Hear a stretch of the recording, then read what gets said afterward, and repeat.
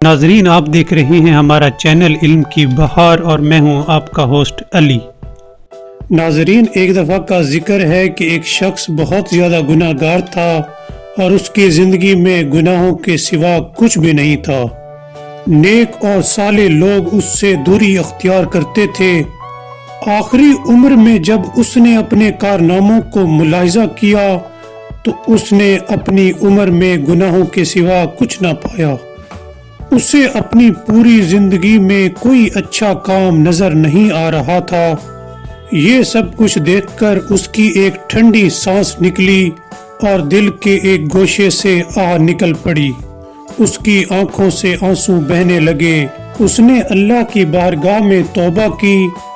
وہ خدا سے مخاطب ہوا اور کہنے لگا، اے وہ جو دنیا اور آخرت کا مالک ہے، اس شخص کے اوپر رحم کر جس کے پاس نہ دنیا ہے اور نہ آخرت۔ ناظرین، اس کے کچھ عرصے بعد وہ شخص فوت ہو گیا اور اس کے مرنے کے بعد شہر والوں نے خوشی منائی اور اس کو شہر سے باہر کسی کھنڈر میں پھینک دیا اور اس کے اوپر گھاس ڈال دی۔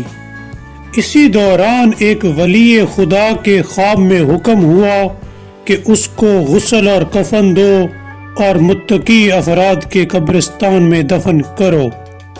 ولی نے سوال کیا کہ اے دو جہاں کے مالک، وہ ایک مشہور، معروف، گناہ گار اور بد کردار شخص تھا، وہ کس چیز کی وجہ سے تیرا محبوب بن گیا؟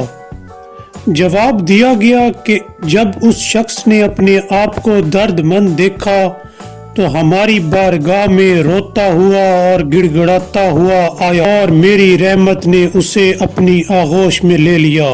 آواز قدرت آئی کہ کون ایسا درد مند ہے جس کے درد کا ہم نے علاج نہ کیا، اور کون ایسا حاجت مند ہے جو ہماری بارگاہ میں روتا ہوا آئے اور ہم اس کی حاجت کو پورا نہ کریں، اور کون سا ایسا بیمار شخص ہے جو ہماری بارگاہ میں گریہ وزاری کرتا ہوا آئے اور ہم نے اسے شفا نہ دی ہو۔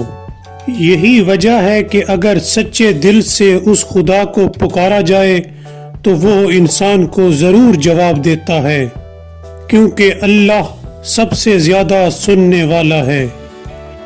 ناظرین، اگر آپ کو ہماری ویڈیو پسند آئی ہو تو سبسکرائب کرنا مت بھولیے گا۔ Thank you.